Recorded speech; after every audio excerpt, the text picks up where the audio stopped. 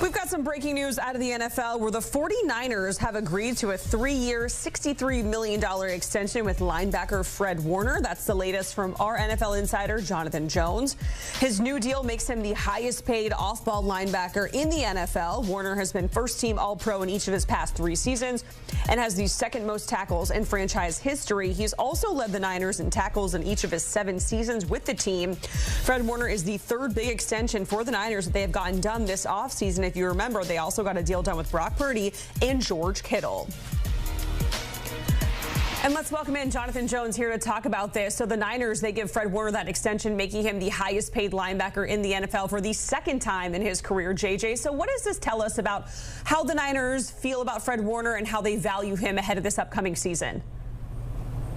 So on Friday, when Brock Purdy got his big deal at $53 million in average annual value, we said, be on the lookout for a Fred Warner deal. Should be somewhat easy as sort of deals where you're getting paid more than $20 million in average annual salary could potentially be. Little did we know, it just needed a couple days. They gave Brock Purdy his day on Friday, and now Fred Warner on Monday gets his day. It's very clear that the Niners wanted to take care of business in the spring, that this was going to be a different year for them than it has been in the past. We see right there, just before this deal, Fred Warner was at $19 million.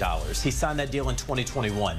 Then in 2023, Roquan Smith, after being acquired by the Baltimore Ravens, they signed him to a 5-year, $100 million deal, so he wore the crown for 2 years. And now Fred Warner, with this 3-year extension, $63 million, about 57 of that is fully guaranteed that he will see all by April 2026. Locks him in as the top off-ball linebacker in the NFL. It speaks very highly and it speaks very well of the sort of player, the sort of leader, the sort of captain that Fred Warner has been for this team. He's coming off his age 28 season, so he's going into his age 29 season. I wouldn't at all be surprised to see him at this level of play, at this trajectory, potentially get another deal 2.5, 3 years down the road, be it with the San Francisco 49ers or somewhere else. He is on a Hall of Fame trajectory, and so the Niners, having taken care of George Kittle, having taken care of Brock Purdy, and having missed out on so many free agents because this was going to be a slight reset with their books,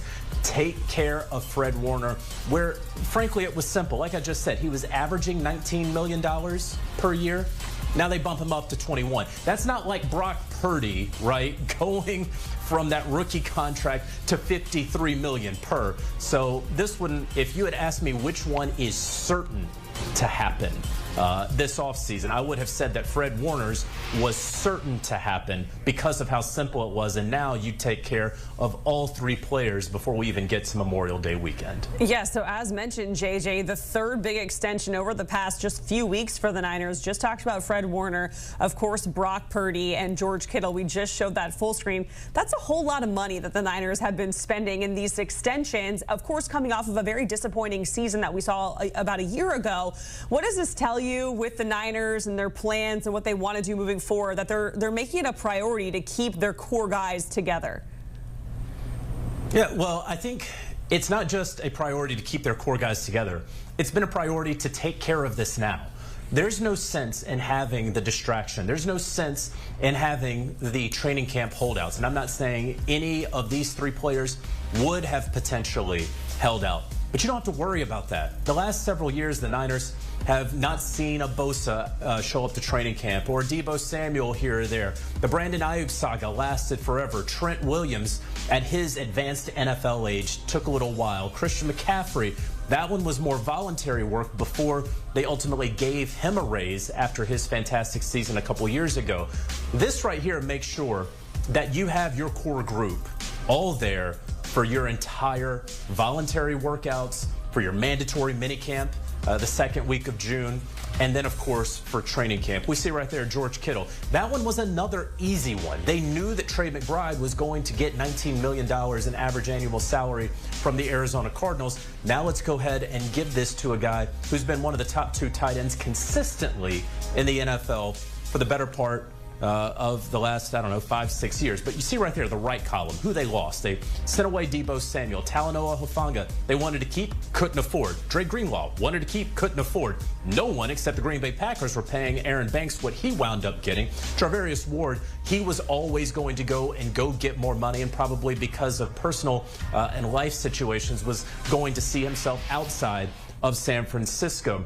The names went on where the Niners knew that because of the money that had been spent in recent years, because of the money that would have to be spent on Brock Purdy, having enjoyed the rookie contract there, that they couldn't keep everyone. But they knew that they were going to retain George Kittle. They knew they were going to retain Fred Warner. And they also, of course, knew that they wanted it. If you know all of those things, don't wait. There's no reason to wait. You already know that George Kittle needs to be a tick above Trey McBride. You already know that Fred Warner needs to be a tick above Roquan Smith. And frankly, you know that Brock Purdy, if you're treating Dak Prescott $60 million in average annual value, if you're treating that like an outlier and you're looking more in the mid-50s, the $55 million range, like a Joe Burrow or a Josh Allen or Trevor Lawrence, those guys, then $53 million for Brock Purdy, while still having the control of him for the next 5-6 years, that's a great deal for the Niners so long as he continues along the path that he has been on. So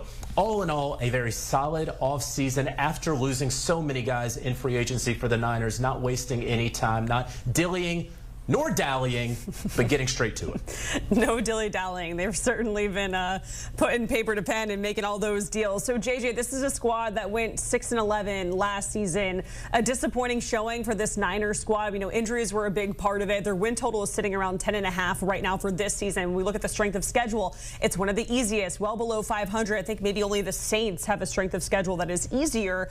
With all of that in mind, and then all of these deals that we've seen in the last couple of weeks, what is the sense around the league with how the Niners are going to fare for this upcoming season? I mean, they should be an NFC title game contender. Isn't that typically how it is with the Niners anyway? Don't they have a disappointing year, and then don't they basically go to the NFC Championship game the next? And then it's rinse, wash, repeat. You talk about that strength of schedule. I don't know if we have the schedule right now, but this is one of the easiest schedules, not only in the NFL this year, but really of the past several years when you're talking about it. And that's just the way that the schedule gods smiled kindly upon the Niners this upcoming season.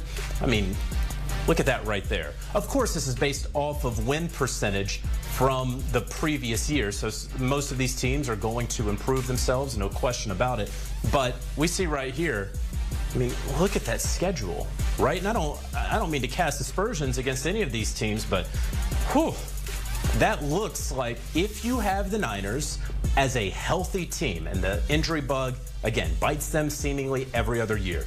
But if they are a healthy team, I don't see why they don't make it to the playoffs. And yes, would you put them right there with the Eagles or the Lions? I don't know that I would necessarily go that far because you just want to see it. Right now, the last thing that we saw were so many injuries on this team. We still got to see how Brandon Ayuk recovers from that knee injury. We still want to see a little bit more from Juwan Jennings. Can Trent Williams hold up in his Hall of Fame career now closer to the end than the beginning? Yes, they missed out some on defense, but is that going to be okay?